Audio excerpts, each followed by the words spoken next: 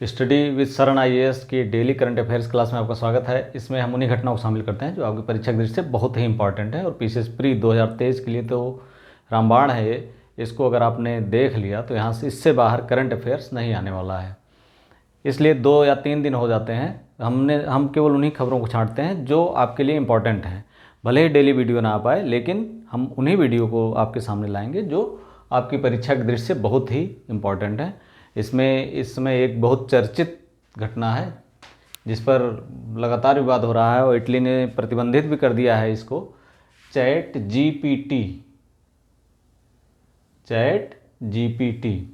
GPT मतलब generative train transfer भाषा model है एक। जैसे गूगल था, गूगल में अभी तक हम लोग क्या करते थे, कोई कुछ डालते थे और सर्च मारते थे तो वो चीज़ ढूंढ के वो गूगल ले आता था। चैट जीपीटी एक एआई आधारित एक ऐसा ऐप है जो आपको एक आपके दिमाग के अनुसार सोच करके, आपके अनुसार आपकी थिंकिंग क्या है, आपके बिहेवियर क्या है, इस तरह से आपके अनुरूप ही जो आपको अच्छा लगे वो चीज़ें ढूंढ के ला सकता है। वो किसी फॉर्मेट में हो सकता है, जैसे वो लेख के रूप में, कविता के रूप में, या अन्य किसी मॉडल के रूप में, वो आर्टिकल के रूप में, मतलब आपके टेस्ट के अनुसार वो ला सकता है। एआई मतलब आपके दिमाग से ज़्यादा वो आगे सोचते हुए वो ला सकता है। अगला आपका अनुमान ही नहीं लगा पाए कि आपने भेजा हुआ है। आपकी आईक्यू पता चला कि बहुत कम है, आप अपने आईक्यू से 10 गुना ज़्यादा तेज़ आईक्यू वाले दिमाग के अनुसार आप मैसेज भेज सकते हैं। इस तरह से कुछ डिज़ाइन किया गया है इसको। इसके जो फाउंडर हैं वो हैं, देख लीजिए यहाँ लिखा हुआ, फाउंडर इसके 2015 में इसको किया था सैम अल्टमैन और एलन मस्क। आप जानते हैं कि टेस्ला के एलन मस्क आजकल चर्चा में अक्सर आते हैं, लेकिन एलन मस्क ने शुरुआती दौर में ही छोड़ दिया था, चैट जीपीटी को छोड़ दिया था, इस मॉडल को।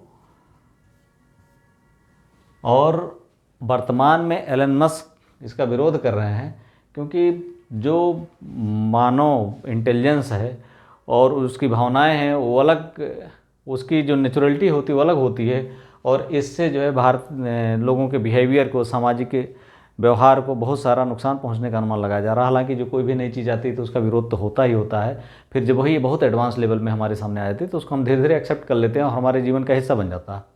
लेकिन फिलहाल चैट जीपीटी के को विवाद चल रहा है, इसलिए कि इटली ने इसे बाधित कर दिया है, इटली ने अपने यहाँ बैन कर दिया है और यूरोपीय यूनियन भी इस पर प्रतिबंध लगा सकता है। एलन मस्क ने इसका विरोध किया है, जो इसके फाउंडर मेंबर थे। हालांकि भारत की जो एक ऐप है उसमें इसके यूज की बात कही गई है, इसके फाउंडर ने इसके यूज की बात कही है, इसके द्वारा जो है बहुत सारे उसमें सहूलतें देने की बात कही है उन्होंने। तो भविष्य में क्या इसका परिणाम होता है, लेकिन अब फिलहाल हमारे एग्ज़ाम की दृष्टि से बहुत ही महत्वपूर्ण है। ये चैट जीपीटी क्या है ये पूछ सकता है। इसको दूसरा गूगल भी कह सकते हैं आप, कि दूसरा एक एडवांस गूगल है, ये गूगल से ज़्यादा एडवांस है। आप तस्वीर डालिए, उसकी सारी हिस्ट्री निकाल के वो दे देगा, या आप जो भी आपके दिमाग में चल रहा है हर चीज़ डाल करके देखिए तो उसके फिगर के रूप में, चित्र के रूप में, कविता के रूप में, कहानी के रूप में, मतलब आप जैसे सोचें वैसे चीज़ें वो सर्च करके आपके सामने दे सकता है। और इसमें सब ये भी चल रहा है कि लोगों से डाटा निकाल करके चैट जीपीटी को एडवांस किया जा रहा है, क्योंकि जो डाटा इंटरनेट से चुराया जा रहा है लोगों का, उससे उसमें अपलोड किया जा रहा है और अपलोड करने के बाद उसी के अनुसार वो बिहेव करता है। हालांकि है तो ये एक भाषा मॉडल ही, इसलिए इसमें गलती होने की संभावनाएं पूरी रहती हैं। ये स्पेलिंग मिस्टेक कर सकता है या इस तरह से तमाम सारी गलतियां ये कर सकता है इसलिए इसका यूज करते समय सतर्कता भी बहुत ज़रूरी है। अगला है RLV, दूसरी घटना है। पहली थी चैट जीपीटी, दूसरी थी RLV, रीयूजेबल लॉन्च व्हीकल। इसको 2 अप्रैल 2023 का इसका टेस्ट किया गया है। इसको कर्नाटक के चित्रदुर्ग जिले में, कर्नाटक के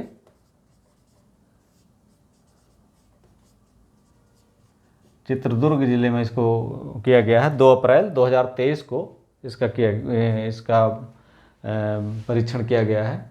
और इसको जो रीयूजेबल लॉन्च व्हीकल है, रीयूजेबल RLV है, इसको बनाने में इसरो प्लस DRDO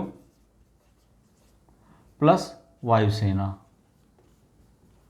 इन तीनों की मदद ली गई है। इसको चिनूक हेलीकॉप्टर से पहले अंतरिक्ष में ऊपर ले जाया गया, 4.5 काफ़ी ऊंचाई पर इसको ले जाया गया। उसके बाद वहाँ से इसे जो है धरती पर लाया गया, तो आराम से इसने आराम से, या कह सकते हैं कि सफलतापूर्वक इसने लैंडिंग की रीयूजेबल लॉन्च व्हीकल ने। इससे ये होगा कि उपग्रह छोड़ने के बाद जो हमारे रॉकेट बेकार हो जाते थे, वो रीयूजेबल लॉन्च व्हीकल द्वारा वो बेकार नहीं होंगे और हमारे उपग्रह प्रक्षेपण की जो लागत होगी वो कम आ जाएगी। और इसके अलावा एक और काम हो इससे अच्छा होगा कि अंतरिक्ष में मानव मिशन के लिए भारत को एक अच्छा प्लेटफार्म मिलेगा। अभी तक भारत दुनिया के कुछ ही देश, गिने चुने 1-2 देश, अमेरिका, चीन या ऐसे ही गिने चुने देश हैं, इनके पास ये चीज़ें हैं। तो भारत ने इसका प्रयोग कर इसका परीक्षण जो है 2 अप्रैल 2023 को रीयूजेबल लॉन्च व्हीकल का किया है। इसका कर्नाटक के चित्रदुर्ग जिले में ISRO, DRDO, defence research development organisation और वायुसेना ने मिलकर इसका निर्माण किया है। और भविष्य में अंतरिक्ष मिशन के लिए और उपग्रहों की, कम लागत के उपग्रहों को अंतरिक्ष में स्थापित करने के लिए ये मील का पत्थर साबित होगा। अगला है Madrid Spain masters super 30 badminton tournament है। ये बैडमिंटन टूर्नामेंट है, तो इसमें चर्चा में इसलिए है कि इसमें जो PV सिंधु थी, इन्होंने राष्ट्रमंडल खेलों के बाद पहली बार किसी फाइनल में खेला उन्होंने। हालांकि इस फाइनल में इंडोनेशिया के ग्रेगोरिया मारिस्का तुनजुंग से हार गई हैं। कहाँ की? इंडोनेशिया की, सीधे सेटों में हार गई। और ये जो है उपविजेता कौन है?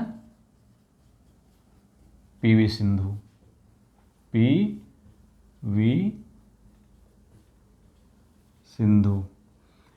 PV सिंधु ने, हम जानते हैं कि 2 बार ओलंपिक मेडल जीता है और इसके अलावा कई पदक जीत चुकी हैं। हालांकि खराब फॉर्म से जूझ रही थी, लेकिन फाइनल में इन्होंने जगह बनाई। Madrid Spain masters super 300 badminton tournament में फाइनल में जगह बनाई, और लेकिन इंडोनेशिया के ग्रेगोरिया मारिस्का तुनजुंग से हार गए। ये भी इम्पॉर्टेंट है, आ सकता है। अगला है डोकलाम विवाद। ये इसमें चर्चा में है। 3 से 5 अप्रैल के बीच, अप्रैल 2023 के बीच, वहाँ के जो राजा हैं जिग्मे खेसर नामग्याल वांगचुक, ये भारत यात्रा पर आने वाले हैं। डोकलाम विवाद पहले देख लेते हैं। डोकलाम क्या है? डोकलाम एक स्थान है, इसको मैं एक फिगर के माध्यम से समझाने का प्रयास करता हूँ आपको। डोकलाम यहाँ बनाता हूँ, इसको मिटा देता हूँ। मान लिया ये हमारा सिक्किम है, यहाँ से ये यूँ मुड़ा हुआ, ये भूटान वाला क्षेत्र है, ये भूटान है, ठीक। और ये जो है सिक्किम है, और इसके ऊपर वाला इलाका क्या है? चीन का इलाका है, ठीक। डोकलाम का क्षेत्र ये क्षेत्र है, ये त्रिकोण जो है यहीं पर डोकलाम है, यहीं पर रोड बनाने को लेकर के। हालांकि भारत का इस पर दावा नहीं है, भूटान और चीन के बीच का दावा है। लेकिन यहाँ पर चूंकि भूटान के साथ भारत की 1949 में एक संधि हुई थी, जिसमें भूटान के रक्षा और विदेश संबंधों को मार्गदर्शन का कार्य भारत द्वारा किया जाएगा और दोनों देश एक दूसरे का सहयोग करेंगे। हम जानते हैं भूटान पूरी गहराई से भारत से जुड़ा हुआ है और अपने लगभग अर्थव्यवस्था के लिए और सारी चीज़ों के लिए एक तरह से बफर स्टेट की तरह है, एक तरह से भारत से पूरी तरह से जुड़ा हुआ है। तो ये समझौता हुआ था 1949 में एक दूसरे से।